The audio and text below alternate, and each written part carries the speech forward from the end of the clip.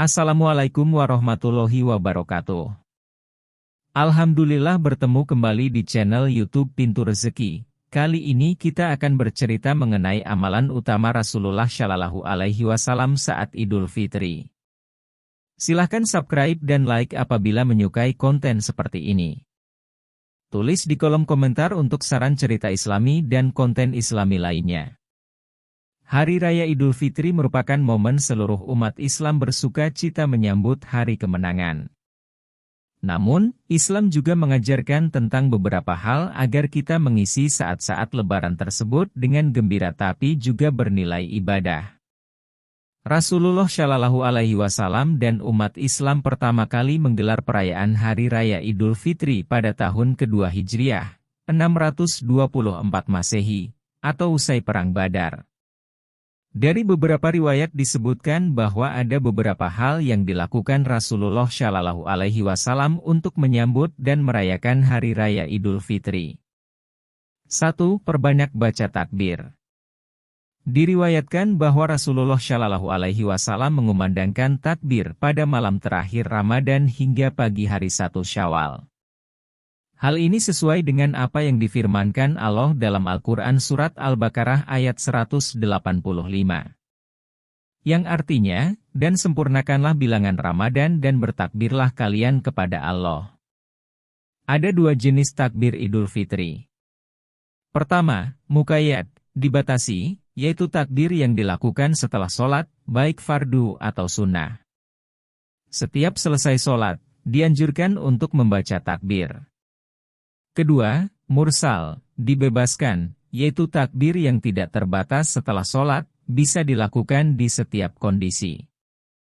Takbir Idul Fitri bisa dikumandangkan di mana saja, di rumah, jalan, masjid, pasar atau tempat lainnya. Kesunahan takbir Idul Fitri dimulai sejak tenggelamnya matahari pada malam 1 Syawal sampai takbiratul ihramnya imam sholat Aidi bagi yang berjamaah, atau takbiratul ihramnya musyali sendiri, bagi yang sholat sendirian. Pendapat lain menyatakan waktunya habis saat masuk waktu sholat Aidi yang dianjurkan, yaitu ketika matahari naik kira-kira 1 tombak, 3,36 m, baik imam sudah melaksanakan takbiratul ihram atau tidak. Syekh Sa'idi bin Muhammad Ba'ali Baisyun, Busyra Al-Karim, halaman 426. 2. Berhias dan memakai pakaian terbaik. Idul Fitri adalah waktunya berhias dan berpenampilan sebaik mungkin untuk menampakkan kebahagiaan di hari yang berkah itu. Berhias bisa dilakukan dengan membersihkan badan, memotong kuku, memakai wangian terbaik dan pakaian terbaik. Lebih utama memakai pakaian putih, kecuali bila selain putih ada yang lebih bagus, maka lebih utama mengenakan pakaian yang paling bagus, semisal baju baru. Dari keterangan ini dapat dipahami bahwa tradisi membeli baju baru saat Lebaran menemukan dasar yang kuat dalam teks agama, dalam rangka menebarkan syiar kebahagiaan di Hari Raya Idul Fitri. Kesunahan berhias ini berlaku bagi siapapun, meski bagi orang yang tidak turut hadir di pelaksanaan sholat Idul Fitri. Khusus bagi perempuan, anjuran berhias tetap harus memperhatikan batas-batas syariat, seperti tidak membuka aurat, tidak mempertontonkan penampilan yang memikat laki-laki lain yang bukan mahramnya dan lain sebagainya. Syekh Zakaria Al-Ansyari, Asna Al-Matalib, Juz 1, halaman 281. 3. Makan sebelum sholat Idul Fitri. Salah satu hari yang diharamkan berpuasa adalah Hari Raya Idul Fitri.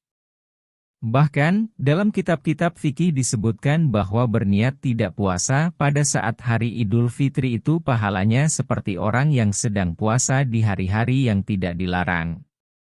Sebelum sholat Idul Fitri, Rasulullah Shallallahu Alaihi Wasallam biasa memakan kurma dengan jumlah yang ganjil, 3, 5, atau 7.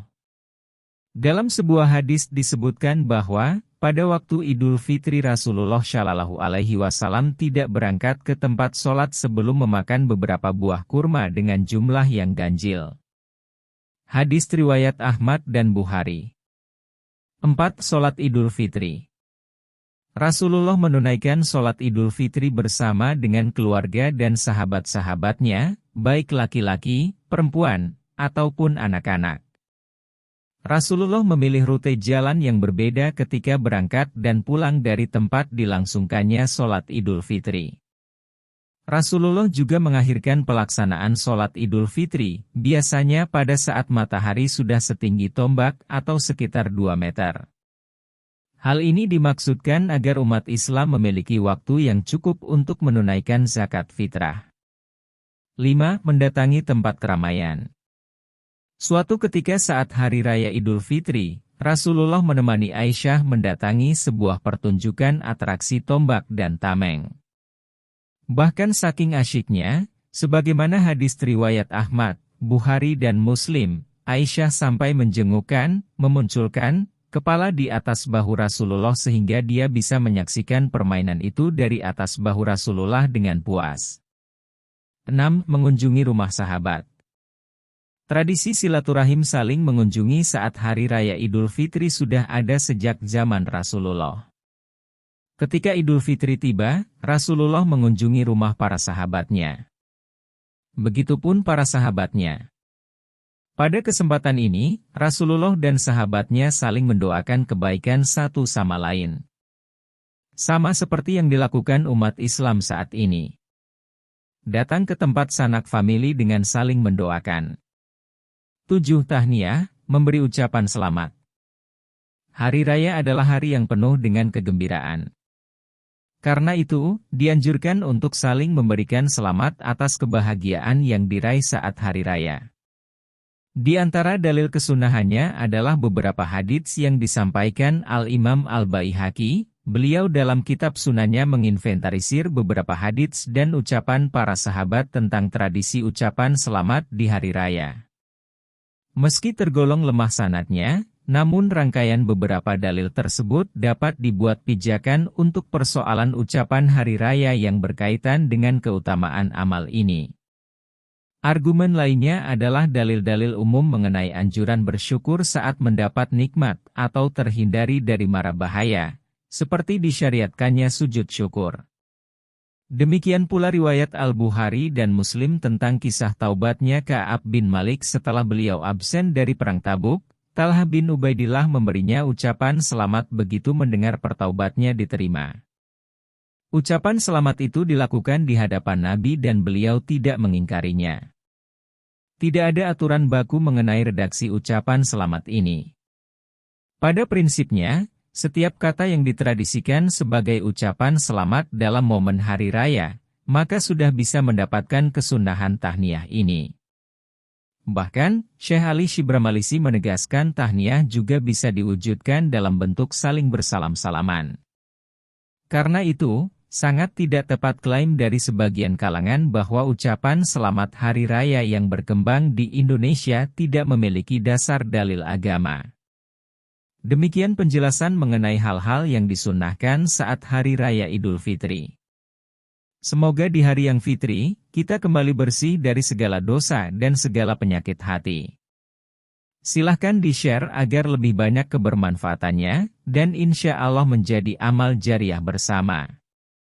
Wassalamualaikum warahmatullahi wabarakatuh.